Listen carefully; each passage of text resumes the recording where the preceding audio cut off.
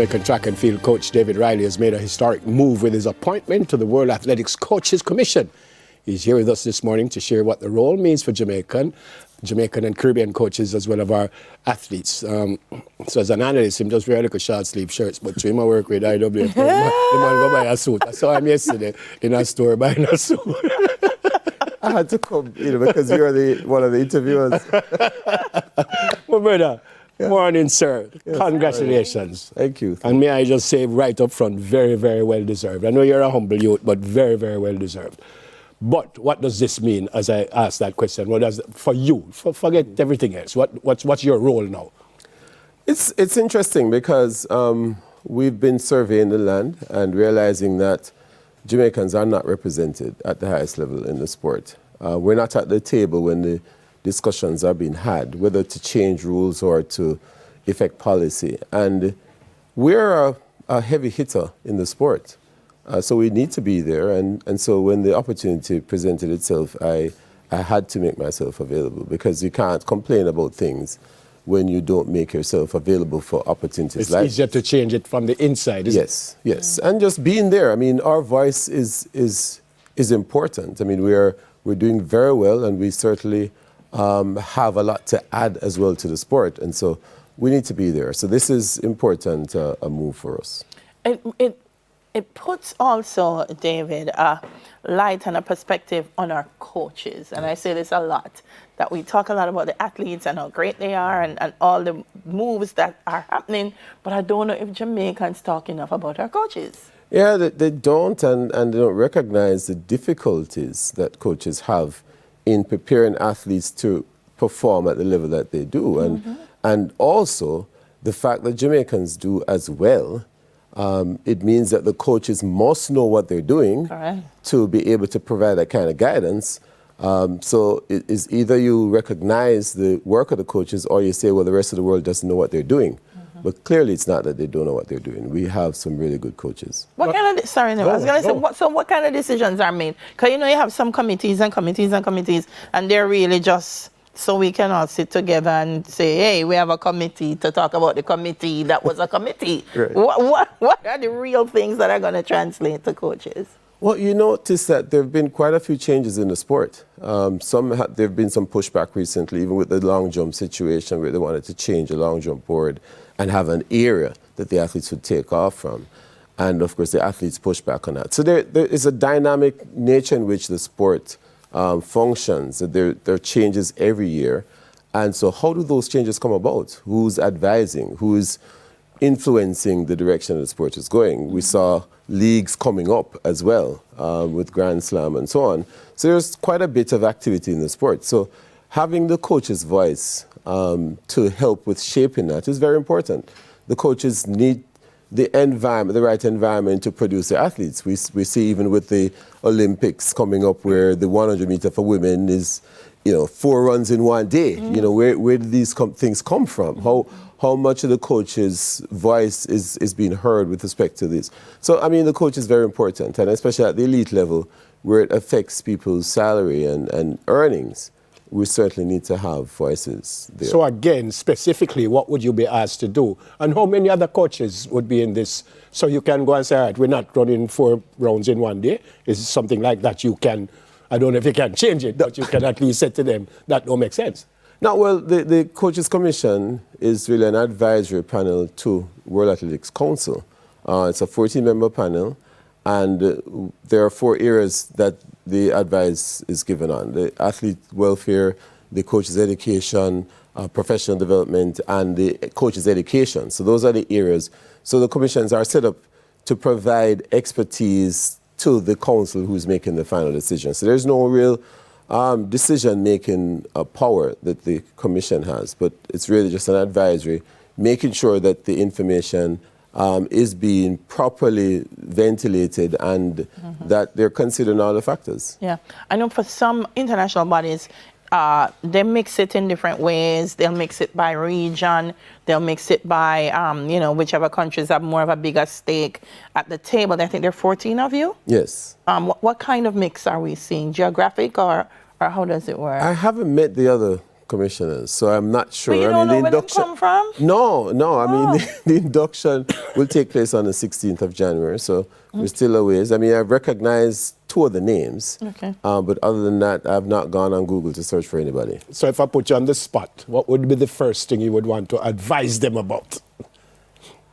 Well, I mean, the reality is that a lot of the changes don't necessarily suit the events that we are really good at. And in addition to that, the events that we're looking to break into, we need a little bit more support. So there's quite a bit of support needed to grow the sport in all the various areas. And so that would be one of the things that we'd talk about. Our region does well in sprints and hurdles. We need to be able to do well in middle and long distance as well. Obviously, the decisions that would have been made before this commission would have been thought about. I mean, the IAAF or the World Athletics, I mean, the man who ran it was an athlete, you know, and most of them are athletes. So why did they think it would be necessary now to add a commission? So what, they're not certain what people like, they're getting pushed back on certain things? No, I think it's more formalizing a practice that, you know, obtained before. I mean, they were consulting with coaches, but mainly on an individual basis. I mean, you have coaches in your circle that you'd bounce things off. This is more formalizing it in making sure there's a proper panel where they can regularly speak to these individuals and get it done in a more formal way. I don't think it's new in terms of an operational standpoint, but it's more formalizing a practice that they've always had. Yeah. I know, David, that even here, I mean, you're part of a bigger push to have the coaches communicate more, come together, have training programs done. How do you see this as a bigger part of that picture for us here in Jamaica? Well, it's confirming what we're doing, that we're on the right path. I mean, we're certainly trying to do more than what we've done already. I mean, Jamaica is doing well, but as you assess, there's things that we can do much better. And certainly developing our coaches and professionalizing it in Jamaica. I mean, that not a lot of coaches are benefiting in the way that's commensurate with the sacrifice that they're making. Oh. You know, and so that is something that we need to really address, and that comes from how much we professionalize the sport. That people can be a coach as a full-time employee. Yeah, I've been working with you guys forever. I'm obviously not an expert, and it seems like you keep hearing track and field club, track and field club, track and field club, even though you hear the big name coaches more than, do we have too many? Do we have enough? You hear a lot of clubs are up now. We don't have enough facilities for these clubs to be based at. I mean, almost everybody's at the same place, and that's not good, because part of the challenge, part of the challenge for the coach is really to apply the right principles, and a lot of people will copy what they see. I mean, it's a knowledge-based sport, and people need privacy to practice their trade and perfect their trade. So, I mean, with everybody training at the same place, that can't be good. Does that mean that we have too many clubs? For the number of facilities that we have, yes, maybe.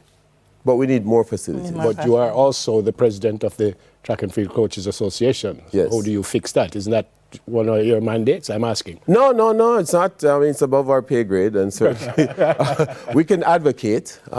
We see where, even with the facility out in Montego Bay, needs to be brought back into operation for track and field. I mean, it's used for football. We need to get it back for track and field. And just identifying other places there where proper facilities can be put in place to allow for the development to continue. We're doing well, but it's in spite of and without the kind of support. So you're kind of saying everybody at Stadium East. Yeah, it's crazy. I wouldn't go there. For those who can, yeah. When you see a lot of images about track and field in Jamaica, the stereotype are children running bare feet on a grass. Yeah, but we know foot strengthening is very important too. So there's not necessarily anything wrong with running barefooted, is it? No, part of our training needs to be barefooted. That's the reality. I mean, all of the competition cannot be. You need the shoe protects the foot. So we want to protect the feet, but the shoes actually don't strengthen the foot. And you need foot strengthening as part of your development. So sometimes we get it wrong and say, no, man, I'm a little boy, I'm wrong barefooted, man, I'm foolish, it's not one. Yeah, you need to have strong feet. Okay. Congrats, my friend. Thank you. Congrats. Like the sword still, so I hope you get an exposition. I like yours too. Well, we're both at the same place, so there you I go. hope you get an exposition so you can buy another Lord. Outstanding coach. I said it. He's a national coach. He's a champs winner and one of the best analysts in track and field in the world. And I say that seriously. World athletics elite coach, Mr. David Riley. And coach of Excelsior, by the way. What a way you put Mr. in front of the name a while ago. You can win champs this year? We're not trying to win this year. Good answer. Me that fire you. If me are the boss, we say that where you come here for. It's in the building phase. When we return, artist Scott Bragg talks about his upcoming virtual exhibition. Congrats, Virgin. Congrats. Well done. So come.